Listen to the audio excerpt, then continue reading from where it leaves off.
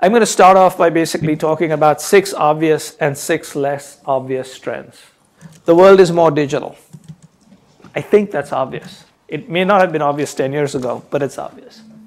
The world is more mobile. Okay? The world is more social. The world is more emerging markets. There is a emphasis and need for speed and for agility. And increasingly, the world is more data-driven. So here's the less obvious things.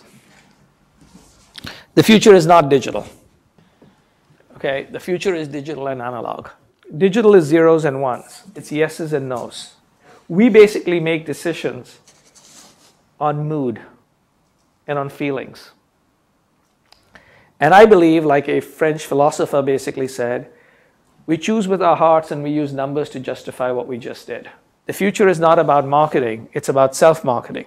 It would be wonderful if you could actually get the marketer to align their products and services and benefits and discovery process to align the way you currently today make your decisions.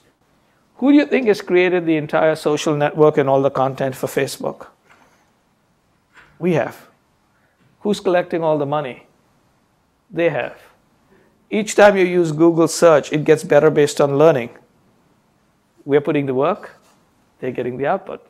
The future is less about advertising and more about utilities and services. We talk about either superior products or services or experiences, and in a world where people are connected, right? Positive word of mouth can only be earned through superior products and services. The fourth trend is the future of TV will come from the slime, okay? And what do I mean by that? What I mean is that television is actually never going to be determined by the companies like CBS, NBC, ABC. They will determine content. They're very good, content producers. But the future of television is much more likely to be developed by people like Amazon and Apple and Netflix and Hulu and others. But the reality of it is it's much easier to do the future of television over the internet when you engineer everything from the internet versus trying to retrofit the internet into the way the television industry goes. So the reason why that's important is the metrics and the economics of that television will increasingly be internet measurement. It won't be television measurement. Because you don't need to have a rating because you actually have a census. You know how many thousands of people watch a particular show. The fifth one is the future is more about access, less about ownership. Data is important, but you can't own all of it. And the reason why you can't own all of it is because there's too much of it. You basically have to have the ability, so almost like monitoring versus collecting and cleaning, which is very, very different. Marketing is a huge growth category. To me, the ultimate book that I ever read about marketing was from a professor at Northwestern. I opened the book and there was this definition of marketing, which I highlighted in yellow. I do not have the book anymore, I wish I did.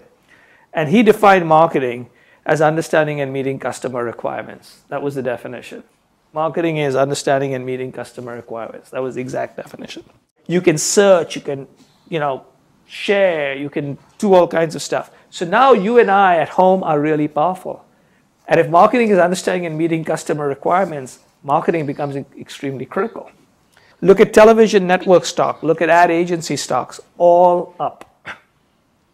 Right? If you were basically saying marketing is a dead category, how come that everything is increasingly about marketing? But you have to sort of think about it differently, and so that's what I sort of wanted to sort of leave you with.